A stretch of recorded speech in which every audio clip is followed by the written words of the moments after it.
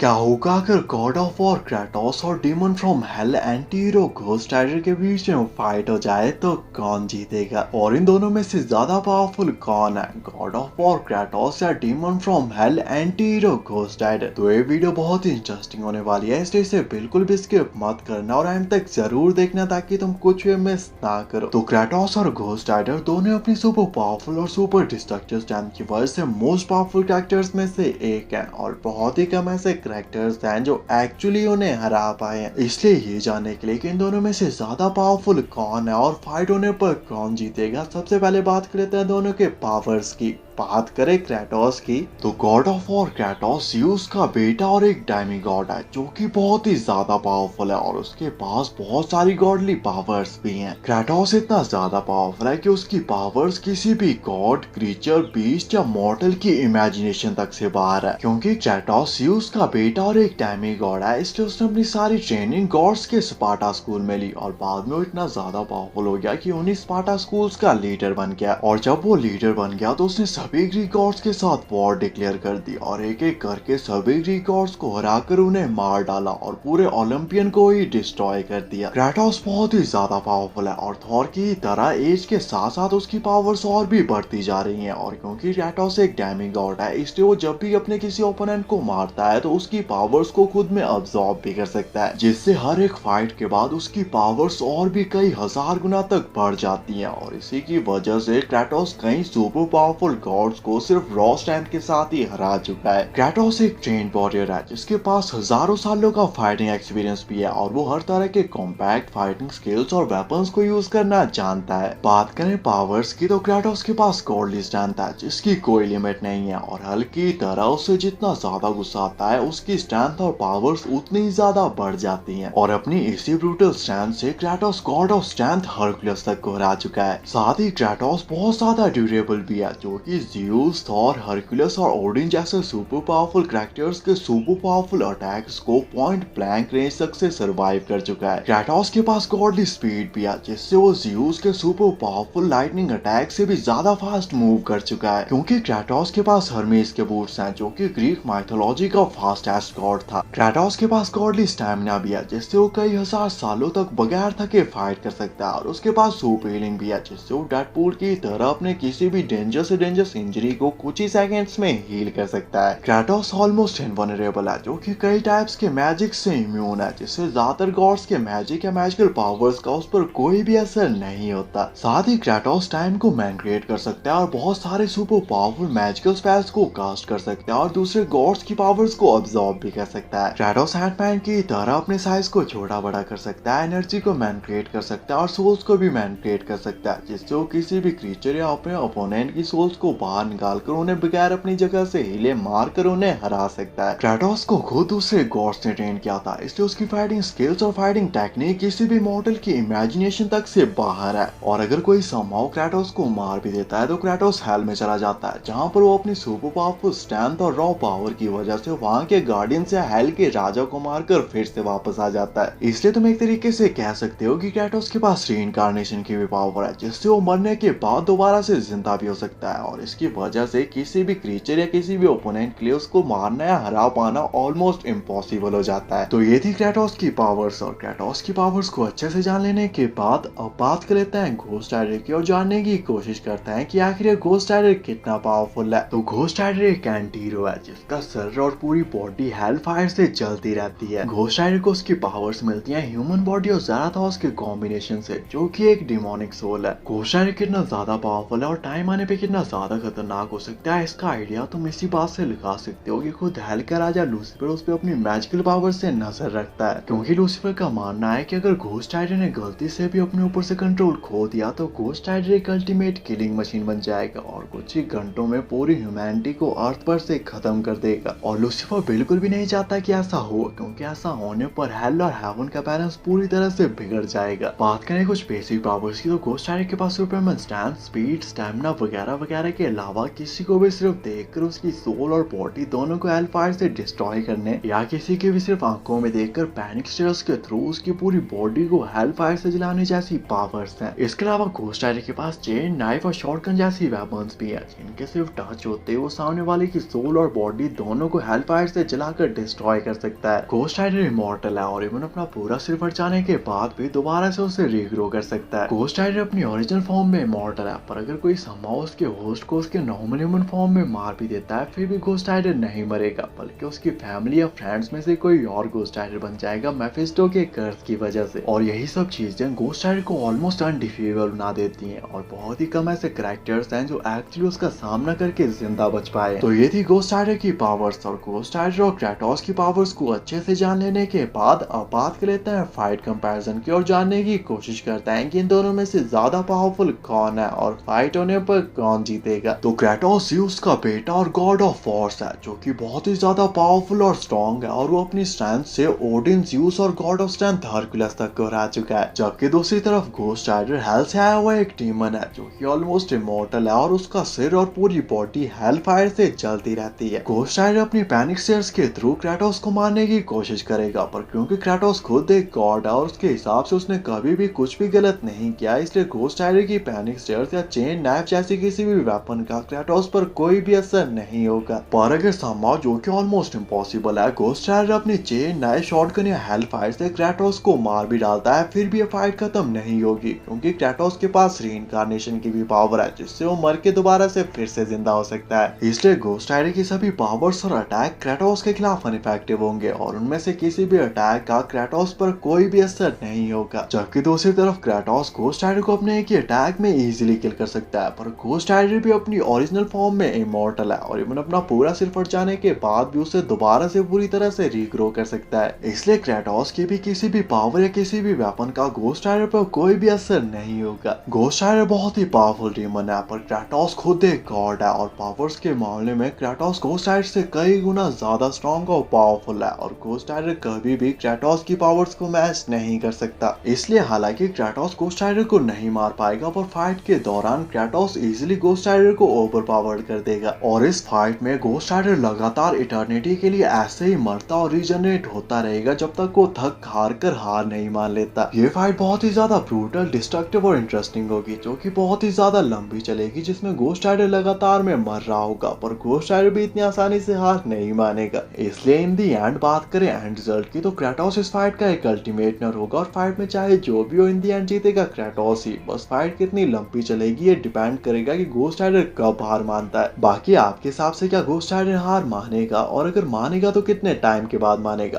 Comment करके जरूर बताना। ऐसी अमेजिंग वीडियोस के लिए चैनल को सब्सक्राइब कर देना एंड थैंक्स फॉर वॉचिंग।